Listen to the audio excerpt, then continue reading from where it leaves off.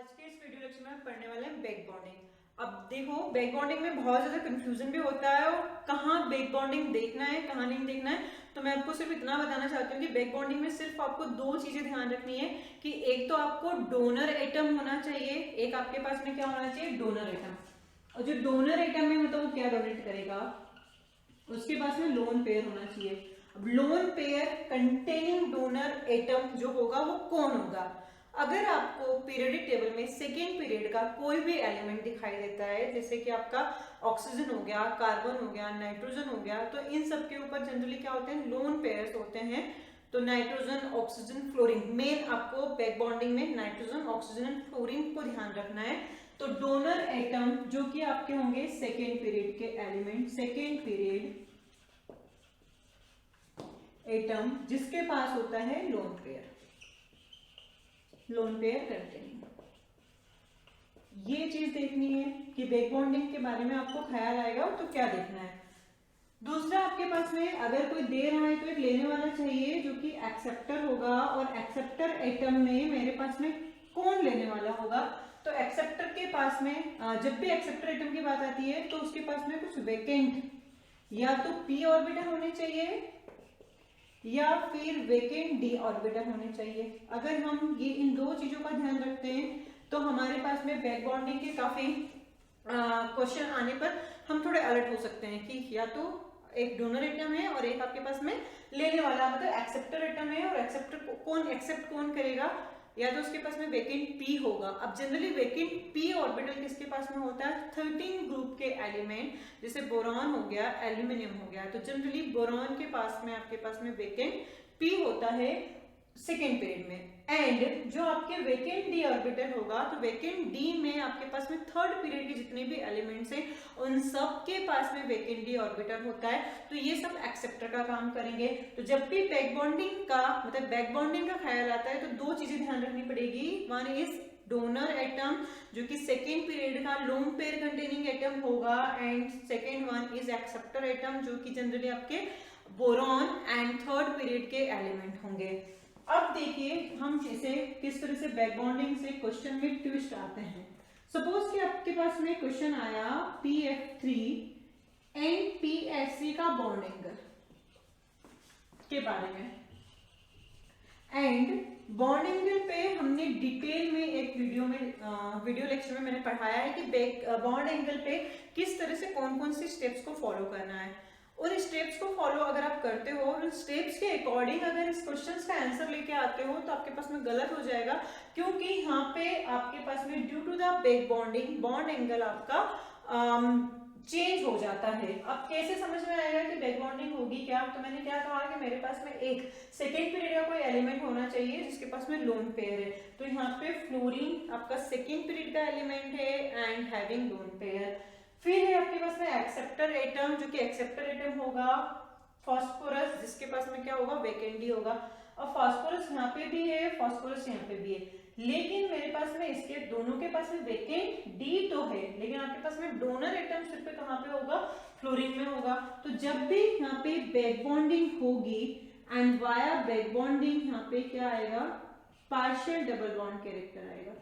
देखो आपके पास में बॉन्ड एंगल को निकालने का जो फिफ्थ वाला पॉइंट था, मैंने उसमें कहा था double bond occupy more space than single bond. तो यहाँ पे आपका इधर ही बैक बॉन्ड करता है, तो बैक बॉन्डिंग से यहाँ पे पार्शियल डबल बॉन्ड कैरेक्टर आने लगता है, और इस पार्शियल डबल बॉन्ड कैरेक्टर आने की वजह से बॉन्ड एंगल PF3 का ज्यादा हो जाता है एज कंपेयर टू PSC।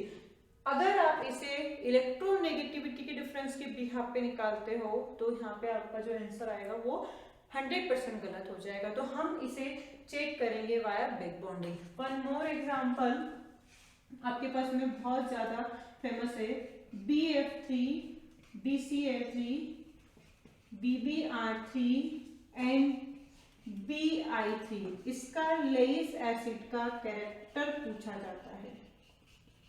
अब लुईस एसिड, सॉरी यहाँ पे आएगा लुईस एसिड। अब लुईस एसिड का मतलब क्या होता है, लोन पेयर एक्सेप्टर जो भी आपके कंपाउंड्स होंगे उन्हें हम लुईस एसिड कहते हैं।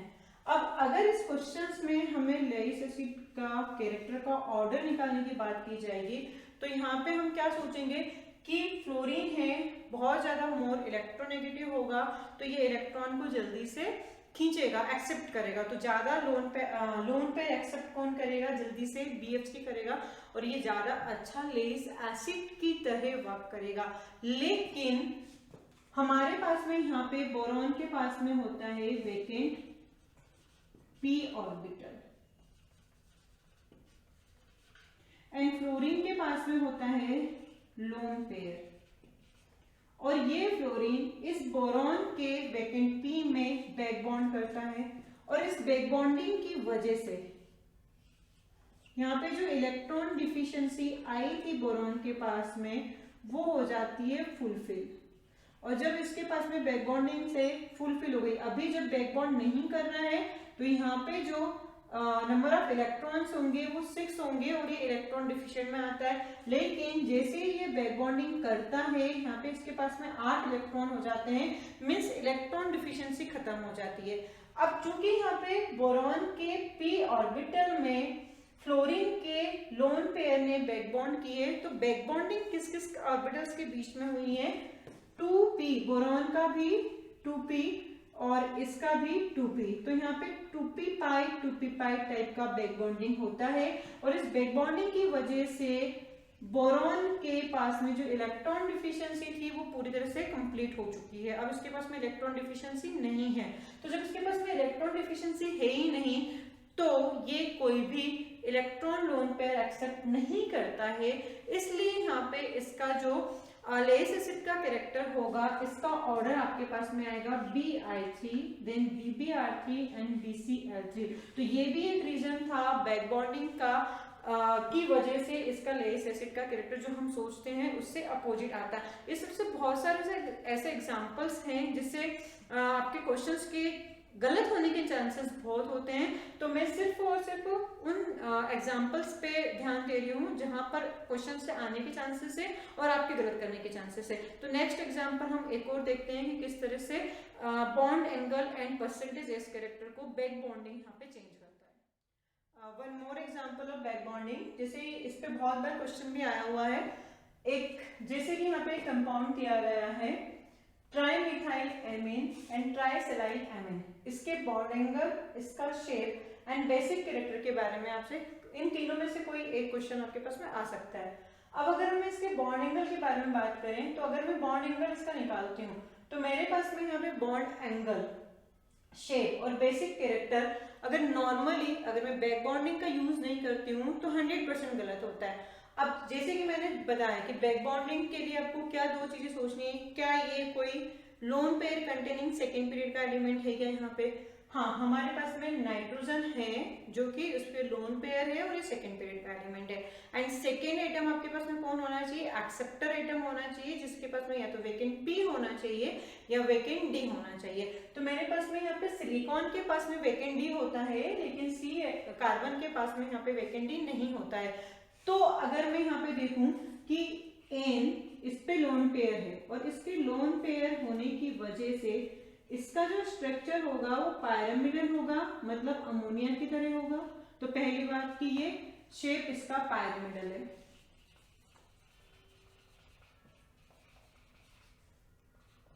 दूसरा हमारे पास में कि जब ये पायरामिडल है तो इसका जो बॉन्ड एंगल, मतलब हाइब्रिडाइजेशन पे भी एक क्वेश्चन पूछा जा सकता है आपको, तो इसका हाइब्रिडाइजेशन क्या होगा, तो अगर मैं इसका हाइब्रिडाइजेशन निकालती हूँ तो मेरे पास इसका हाइब्रिडाइजेशन sp3 आता है, मतलब नाइट्रोजन के पास में वैलेंस इलेक्ट्रॉन 5 होंगे, सराउंडिंग एटम हमारे पास में यहाँ पे कितने 3 है, मतलब total number of sigma bond 3 और एक लोन पेयर, तो number of sigma bond plus lone pair जो कि कौन सा है मेरे पास में यहाँ पे लोकलाइज्ड लोन पेयर है। और हाइब्रिडेशन की वीडियो लेक्चर में मैंने बताया था how to find steric number, और स्टेरिक नंबर निकालने के लिए हमारे पास number of sigma bond and localized lone pair होना चाहिए। तो उसके लिए वैल्यू मेरे पास 4 आती है एंड 4 वैल्यू में हाइब्रिडेशन यहाँ पे sp रहता है, इसका शेप पायरामिडल होगा। फिर दूसरा हम देखते हैं, बेसिक कैरेक्टर को हम बाद में कंपेयर करेंगे, बॉन्ड एंगल किसका ज्यादा होगा।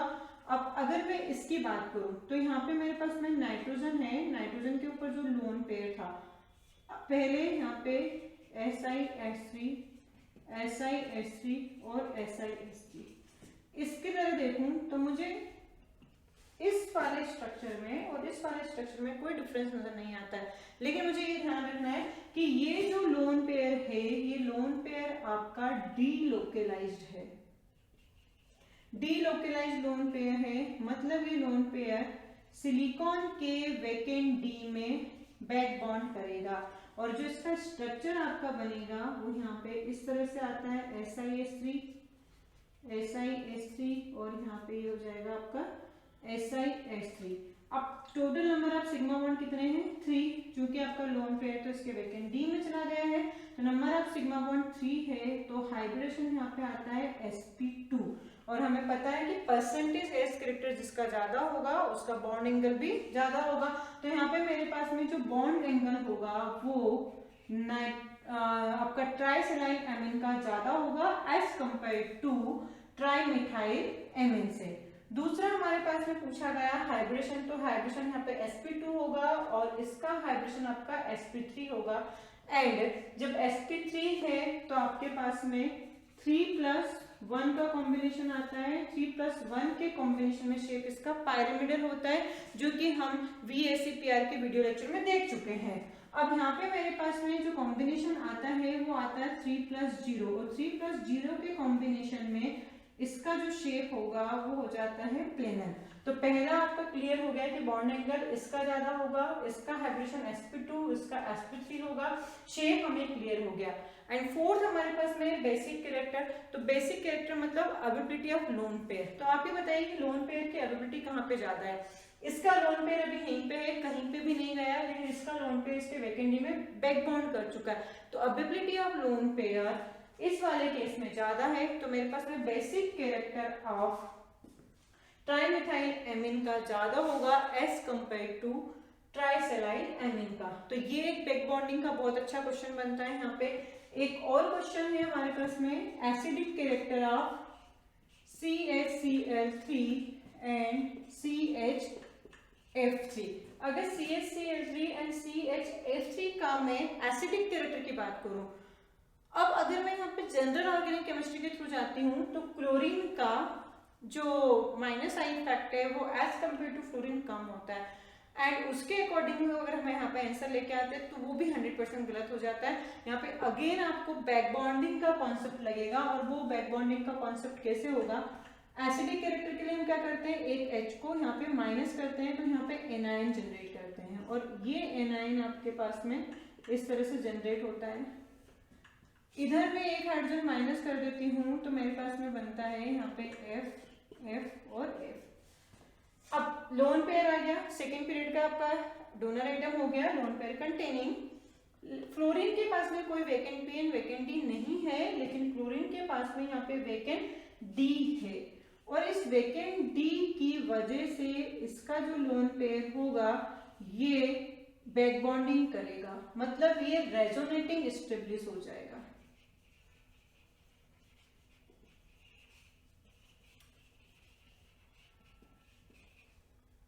एनायन हो जाएगा और जिसमें एनायन जितना ज्यादा स्टेबल होता है उसका एसिडिक कैरेक्टर उतना ही ज्यादा होता है, इसलिए CHCl3 का एसिडिक कैरेक्टर ज्यादा होगा एज कंपेयर टू CHF3।